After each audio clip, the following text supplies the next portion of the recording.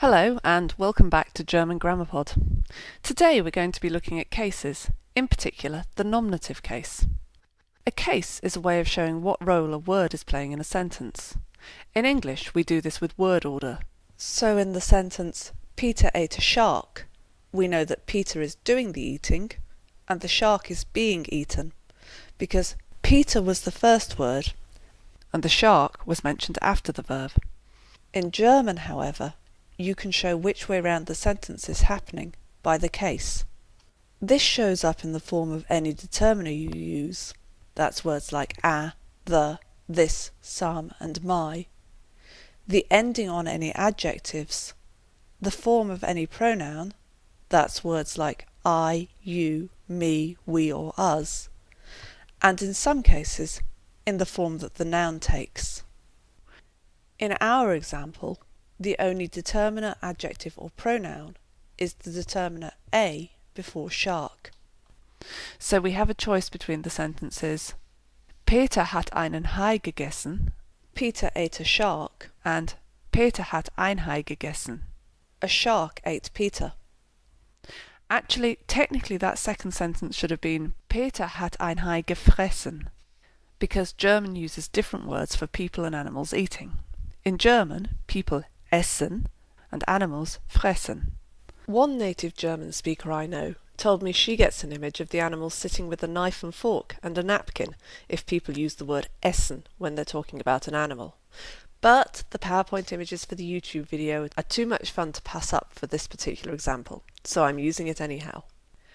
Back on my examples, despite both having the same word order, as we just saw, the first one means Peter ate the shark, and the second one means that a shark ate Peter. In fact, to be doubly confusing, I could have it the other way round. Ein Hai hat Peter gegessen, a shark ate Peter. Or, einen Hai hat Peter gegessen, Peter ate a shark. The reason that that second sentence also means that Peter ate the shark, not the other way round, is because in German, markers of case, that's the form that the determiner you've used takes, or the ending of the adjective, are more important signallers of a word's role in the sentence than the order in which the words come. This is particularly difficult for native English speakers because, firstly, you need to know how all the adjectives and determiners change in all the cases.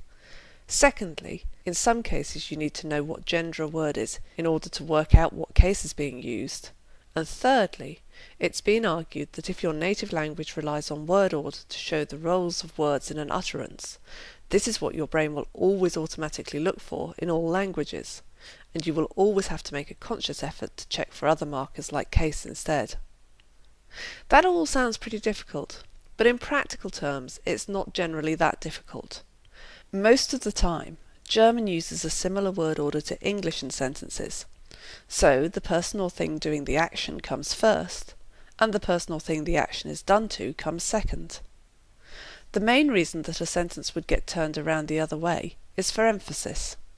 We can do that in English too, but we'd add in extra words to show what we were doing. So, for instance, we could use the passive and say, a shark was eaten by Peter. Or we could restructure the sentence and say, it was a shark that Peter ate. German doesn't need to do this to put the shark in first position. It can just use its case system to show who was doing the eating and who was being eaten.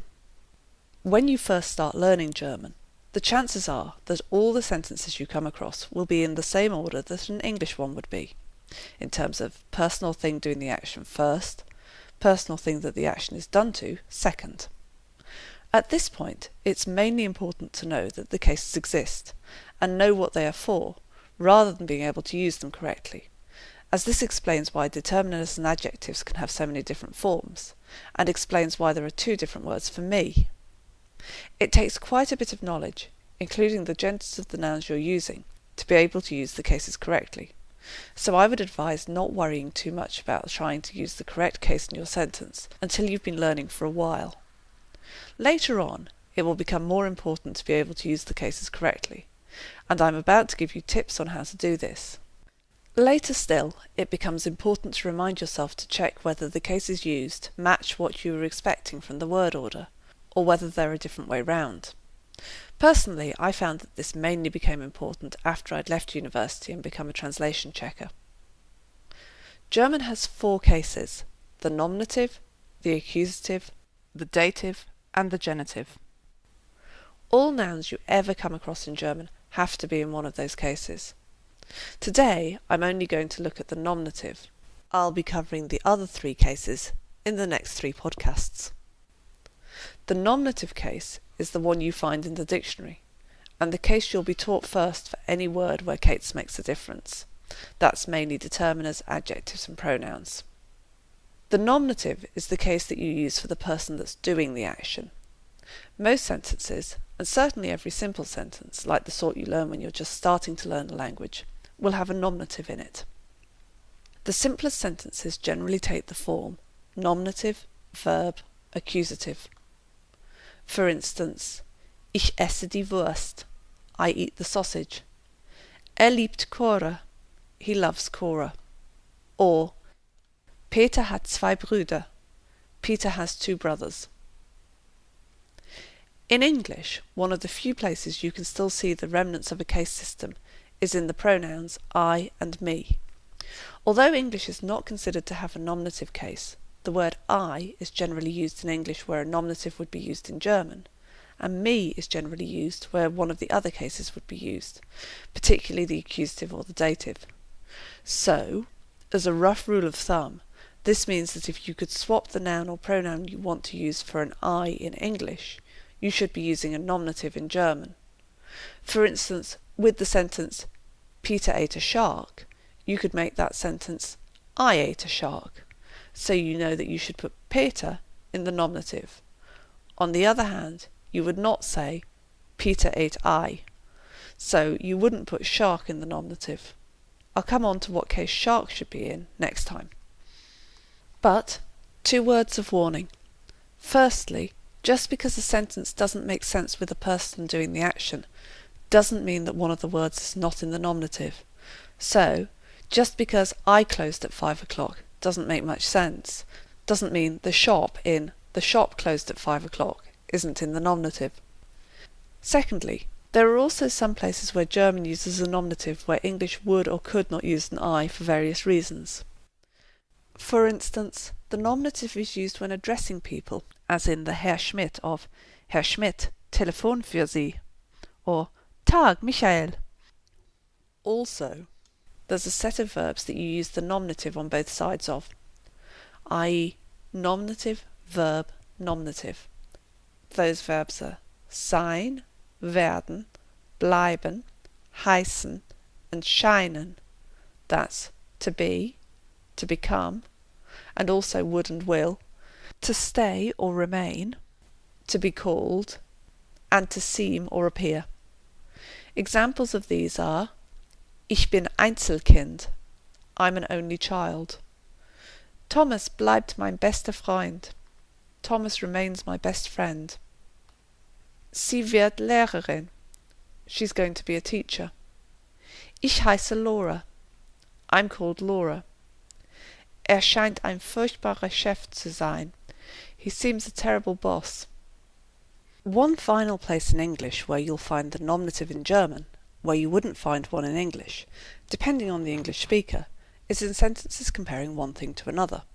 So in English, many speakers, including me, will use sentences like, he's bigger than me, she's better read than me, as opposed to, he's bigger than I, she's better read than I, which is what other speakers of the language would consider to be correct usage. In German, however, this is not an area which is subject to difference of opinion at the moment, so there's no debate as to correct usage. German always uses a nominative in this position, so you get ist größer als ich, he's bigger than me, sie ist belesener als ich, she's better read than me. So how does the nominative show up in the German language? Well, as I mentioned earlier, you see it in determiners, adjectives, pronouns and nouns.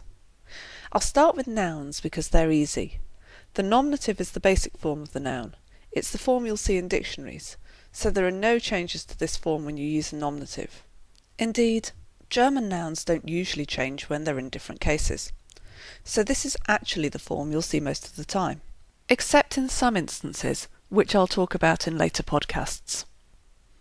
With pronouns too, it's pretty simple. It's the first form you're likely to have learnt of them, so ich, meaning I, du, meaning you informal singular, sie, es, meaning he, she, it, wir, meaning we, ihr, meaning you informal plural, sie, meaning you formal, and sie, meaning they, are the nominative personal pronouns. It would take a very long time indeed to go through every example of the nominative case for determiners and adjectives. So for now, I'm going to stick with the examples I think are most useful. I'm going to run through all the examples in the order masculine, feminine, neuter, plural. By the way, in case you were wondering, the plural doesn't change depending on the gender as it does in some languages. I'll also provide a table on the website sites.google.com/site/GermanGrammarPod. There's a link to it on my blog in case you get to that one first. So, my first key example is the word ein. This comes out in the nominative as ein, masculine, eine, feminine, and ein, neuter. There's not a plural version of this word for obvious reasons, but if we take its opposite, no, as in no rabbit has ever been known to dance the conga, as opposed to no, I won't do that, then you end up with kein, masculine, keine, feminine, kein, neuter, and keine, plural. After ein or kein, the adjectives decline with the following endings: er for masculine, e for feminine, es for neuter, and en for plural. So you get ein alter Mann, an old man, eine alte Frau, an old woman, ein altes Bier, an old beer, and keine alten Männer, no old men. With the word the, it's a bit different. The masculine, feminine, neuter and plural of the are der, die, das and die. And after a the, all adjectives take an e as their nominative ending, except after the plural, which takes an en, thus distinguishing itself from the feminine form. So you get der alte Mann, die alte Frau, das alte Bier, and die alten Männer. So, to sum up, where English uses word order to show you who's doing an action and who it's being done to, German uses cases to give you this information. And it shows you which case a noun is in through any determiners, words like the, a and my, any adjectives that precede the noun, or any pronouns. German's word order is often the same as English, with the person doing the action coming before the verb, and the person the action is done to coming after it. But it doesn't have to be. The nominative case is the case that the person doing the action will appear in. It's also the case you'll find in a dictionary. You'll find a nominative in most sentences. Mostly there'll only be one nominative per verb, but the verbs sein, to be, bleiben, to stay, werden, to become, heißen, to be called, and scheinen, to seem, all take a nominative on both sides of the verb. It can sometimes help you to work out which noun or pronoun is the nominative if you try swapping it with the English word I. However, be warned, this is only a rough rule of thumb and won't work for every nominative. Well, that's it for this time. If you'd like to see a transcript of this episode or relevant tables, you can visit my website at sites.google.com/site/GermanGrammarPod. If you'd like to contact me, you can email me at germangrammarpod@yahoo.co.uk. You can also subscribe to the German Grammar Pod podcast through iTunes or by visiting germangrammarpod.blogspot.com, or watch videos of these podcasts on YouTube. Next time I'll be talking about the accusative. But that's it for this time, so it just remains for me to say thank you for listening and goodbye.